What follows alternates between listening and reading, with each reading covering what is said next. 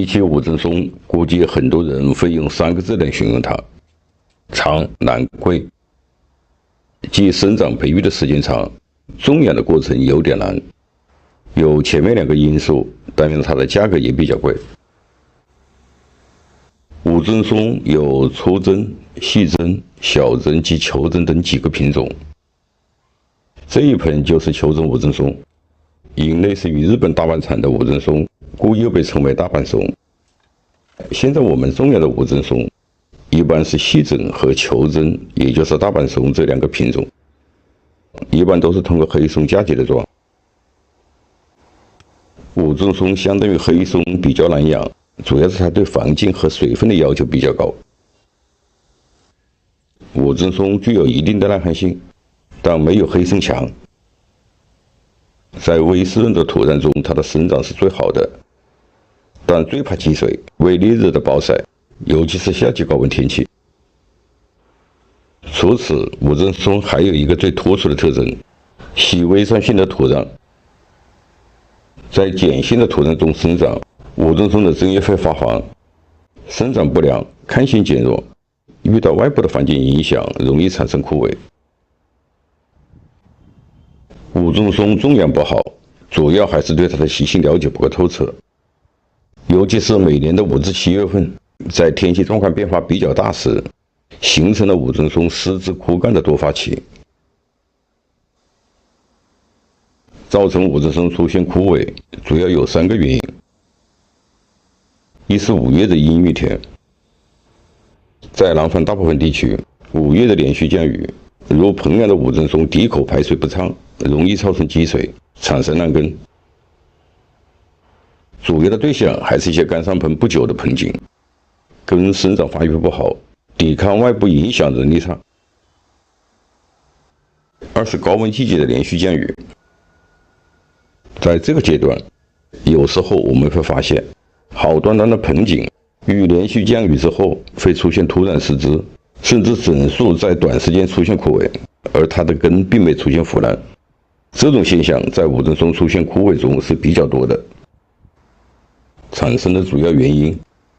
无针松在连续降雨中，根系的吸收会放慢，如雨后高温，尤其是松树处在直射的阳光中，针叶的蒸发量会很快增大，根系的供氧不足，就会产生供需失衡，针叶失水，轻则叶发黄，重则会出现枝干缩水枯萎。3是在高温天气下干盆。无针松也耐旱，但没有黑松强，这个在前面已经提到。高温季节的阳光下暴晒，松树的耐旱性会减弱，这主要是无针松在同环境下水分的蒸发比黑松要快，干盆后根系容易受到损伤。尤其是种养不到1年的无针松，在缺水的状况下得不到及时补充，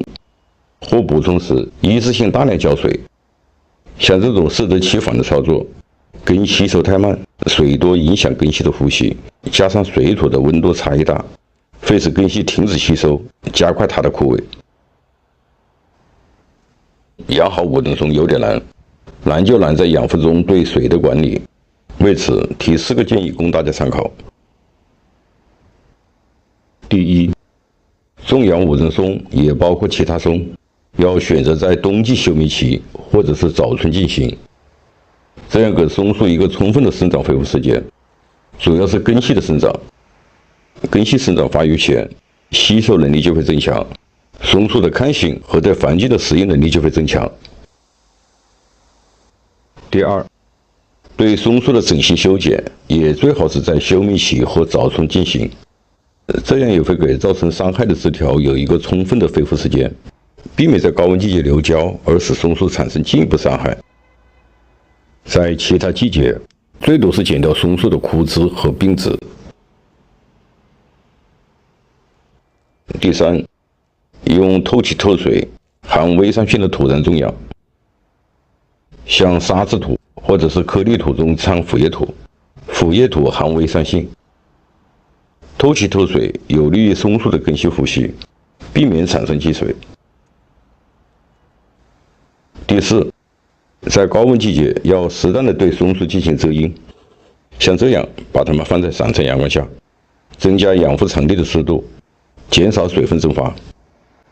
这一点在无针松夏季养护中是至关重要的。这棵是养了20多年的无针松，当年是2公分，是5块钱1颗买的桩，现在也有10几公分粗了。无针松生长慢，要养好它，说到底还是要了解它的习性。像这样每天早晚用手摸一下它，能通过感觉针叶的力度，大致判断它的生长状况，你与松之间就默契了。我是山泉龙茶，感谢你的收看，下期见。